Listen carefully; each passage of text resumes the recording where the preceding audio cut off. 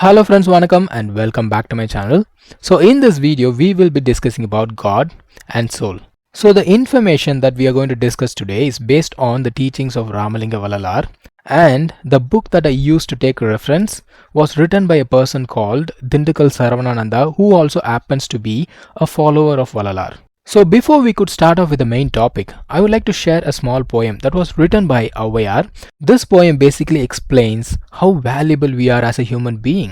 So that's the reason I wanted to include this in this video. This poem is basically in Tamil language, so what I will do is, I will first read out the poem and then I will explain to you what it means, right?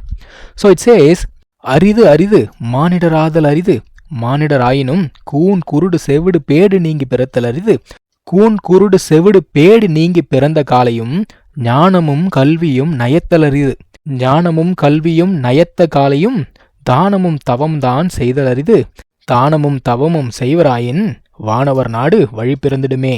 In the first line of this song, there is a word has been used. It's called aridu. Aridu means rare. So it's been used 2 times. It says, the rarest of the rarest thing in the world is to be born as a human being. It doesn't matter if you have any kind of a deformity in your body. If you are born as a human being, it means it's the rarest of the rarest thing that has happened. Do you know what is the next rarest thing? To be born without any deformity. So to be born as a human being itself is the highest privilege that was given to us. If you had the opportunity to get educated, then that would be the next rarest thing. Even if you have the opportunity to get education, if you have the tendency to help others, and if you have the urge to search for God, then you would be the next rarest thing that could happen in this world. So basically, if you are a human being, you have a job, you have a family, you have a house, and you have food to eat, and you think about God, which means you are the most luckiest person in this entire universe. But do we realize that? So now let us get into the main topic. The religious minded people believe and accept God, but on the other hand, the materialist and the so-called rationalist do not believe in God. But neither of these groups have so far clearly explained their respective standpoints. Now let us come to a clear idea of God. Man, that is a human being, is the only rational being in the world. By the power of mind, man is able to discover in and out secrets and mysteries of this universe. In a way, we human beings have understood that there is some most powerful energy which is the root cause of this boundless universe and potential energies. So that inner force must be the most powerful one, which is beyond the touch of this human mind. So unless that great force is of almighty power, this wonderful universe cannot be held and put in order for eternity. So this almighty power could be termed as omnipotence and omniscience. So omnipotence means having the unlimited or great power. Omniscience means the state of knowing everything. So besides these two things, that power must be permanently existing in the core of every atom, filled in the whole expansive universe. So this attribute of the power is called omnipresence. So now we can say that there is a force that has an unlimited power to it, and it has a state of knowing everything, and that power is permanently existing in every core atom. Although its existence is omnipresent, because it is beyond the mere sense of vision and feeling of ordinary mind, a man has to get into the realm of innermost, and then only he can come to understand the higher attribute. Our scientific world of today has opened the minute atoms of many elements and has found out some wonderful physical forces. He is discovering all the protons, electrons and neutrons and many other things that are of material value. But this cannot be said as divine or spiritual. Only when the mind of man is enlightened by pure love and devotion, the true knowledge of that inner being blossoms on that plane. By the process of devotion and single-minded contemplation, human beings has already attained some soul knowledge and acquired some spiritual ideas. Our religious masters were well educated in the soul culture, and therefore their ideals are praiseworthy. But in those religions where the soul truth has not been conspicuously pointed out, the divine truth cannot be seen at all. Ignoring the inner truth of divinity, man stamped the label God to many objects than the real one that is there in the innermost. The nature and some natural objects of higher power were taken to be worshipped. From there, grew all the superstitions. When the great abstract spiritual truth came out, they were actually taken but not digested by the lay people. So what they did is they had to install some objects externally, thus came into existence the idol worship. In general, God is said to be all powerful, all merciful, intelligent being, but such a superhuman being is found nowhere in the universe. Therefore, he is considered as an impersonal being. Though he is unseen, he is residing everywhere to help and control every person and the thing in the great universe. So what the spiritual masters they did is they wanted to know about the truth of inner divine. So he contemplated upon that for a very long time with all kinds of pursuits. When he was in higher concentration, he lost his feeling of bodily existence and he was as if only a conscious being. That consciousness was the outcome of the brain center. Only he again came to the region of his heart. He was able to sense the world. So from that experience, he came to know that his real being was the inner one, which would be finer than the physical external body. And then it was found that this subtle body was created and controlled by some unknown causal energy, and that causal body was taken to represent the divine center. From that center, every power has been coming to display in this body. The spiritual yogi realized this divine center as the soul being.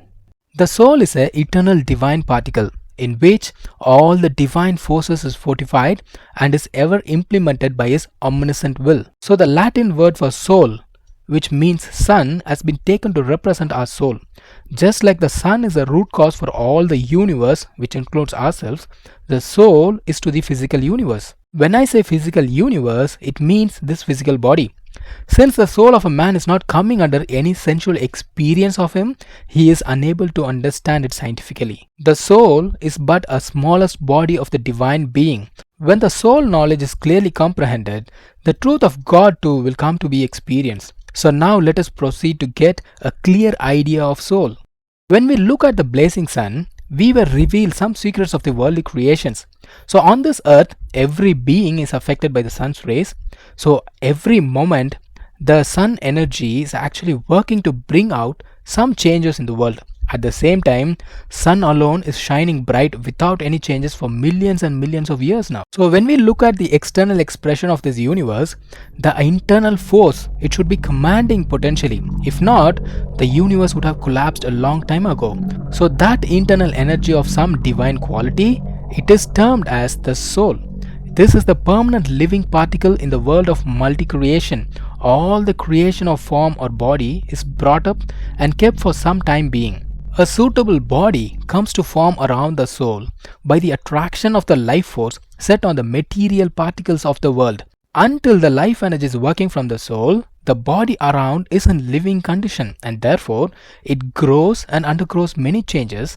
When the life energy is cut off, then the body becomes a dead matter and begins to decay. From all these experiences, we can infer that the soul is the main entity in this human life. In other words, the man may be represented as a soul being. So in reality, a man is a soul being. We should not just consider him as a physical being. So when the soul knowledge opened his third eye, he came to know that his real self was a soul and not the physical body of the passing life. You know what he did next? Instead of taking care of his physical body, he tried to hold himself in the soul abode. In the process, he detached himself from the bodily sheath, and this is called the samadhi. So this samadhi stage is considered as the highest level so far. But then what Valalar says is that samadhi is not the end. There is a level that is higher than samadhi, because when you attain samadhi or when you die, the soul leaves the body, and without this human body, the soul cannot experience anything. The reason why we are given this human body is because only in this human body you can experience God. So it is clear that the existence of the eternal soul cannot be acknowledged without this human life. The soul is not visible and sensible to human beings. He is unable to recognize the soul as easily as he does with the other things. So earlier it was thought that the soul power is acting from the heart center, from where the life energy is flowing to all part of the body. So when the heart stops and the heart ceases to function, the man is said to be dead. So it was thought that the soul which was working from the heart had disappeared mysteriously.